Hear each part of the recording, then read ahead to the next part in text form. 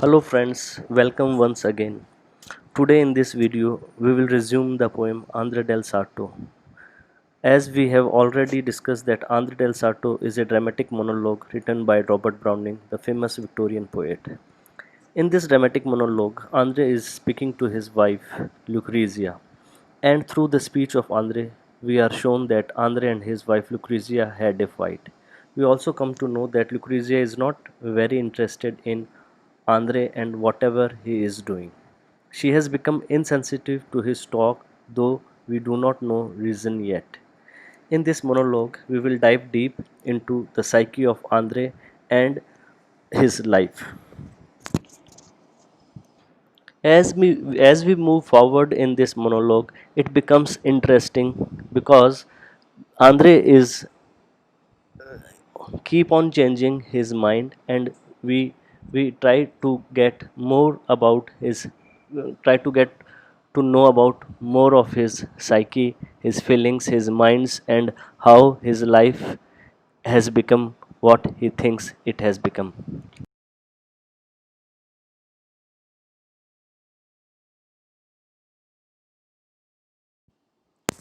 In my last video, I missed the last line of that stanza where Andre praises his wife Lucrezia. My serpentining beauty, rounds on rounds, how could you ever prick those perfect ears? Even to put the pearls there, oh, so sweet, my face, my moon, my everybody's moon, which everybody looks on and calls his, and I suppose is looked on by in turn, while she looks no one's very dear, no less. In this stanza, Andre praises Lucrezia and, with a metaphor, compares her with the moon. He says that everybody looks at the moon and says that moon as his own and feels that moon is looking at them with the same intensity. But though moon seems to look at everyone, is not concerned about anybody. So same is with Lucrezia. She may seem looking at others, but as Andre says, while she looks no one's. At this praising, Lucrezia smiles. Andre questions her rhetorically. You smile? He feels Lucrezia is not believing in his words and praising, or he is doubtful whether Lucrezia takes this as Andres trying to impress her and win her in this fight. He keeps on praising Lucrezia, saying that while when she smiles, she looks so perfect that it seems as a ready-made picture painted by some great artist. Andre is successful in making Lucrezia smile, but but he is not very much confident about her smile. Lucrezia smiles, but her smile is not of the kind Andre wanted. It is a kind of smile where Lucrezia feels hopelessness of Andre's maneuvering.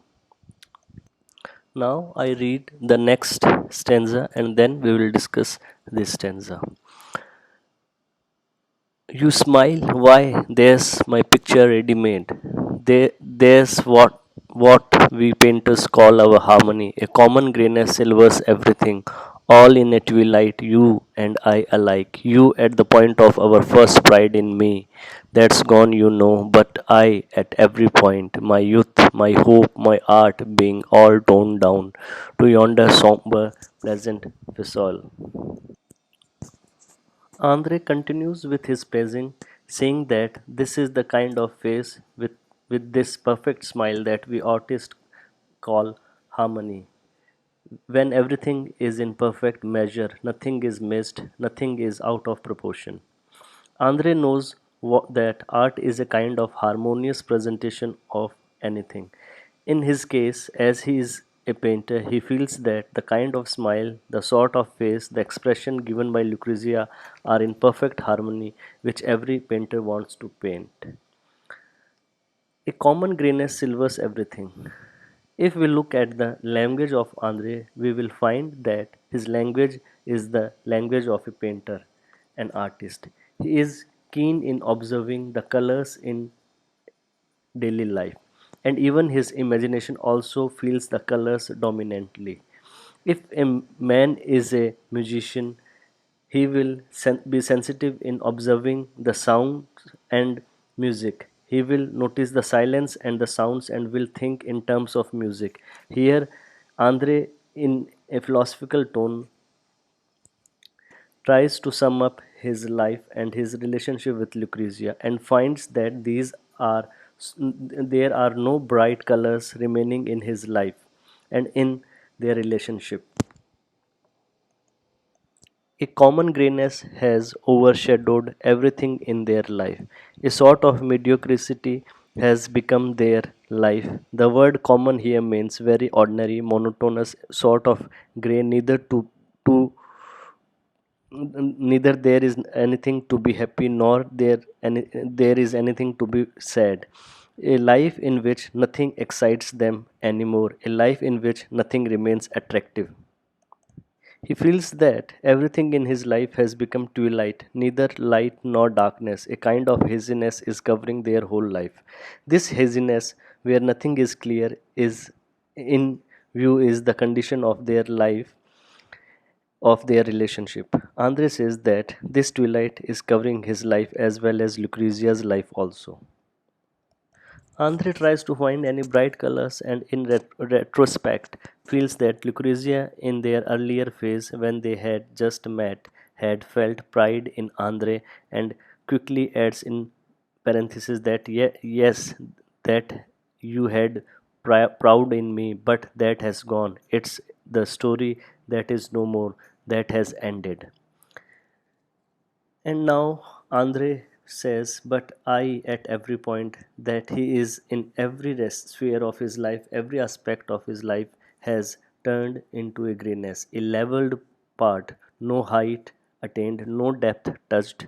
He tries to overview his life and finds that his youth has his hopes, his youth, and importantly, his art, everything that mattered in his life has been nothing but mediocre. He has not attained that greatness he wished for. His life is a life of commonness, a life which is monotonous, nothing to excite, nothing to talk about, and he compares his life with the somberness of the town Fisoil, which in which in this evening seems calm and hazy, neither completely seen nor fully hidden. Now it is said by the by the psychologist that everyone projects the condition of his mind on outside world, and if we apply this, we will find that Andre sees the world according to the condition of his mind. He He finds that there is no brightness in his life and projects it on the twilight of the evening. The time of twilight does not seem very attractive to him, not because it is unattractive to everyone, but because his mental state is such. He finds that the pleasant Fisoil town as sober, same as his life has become.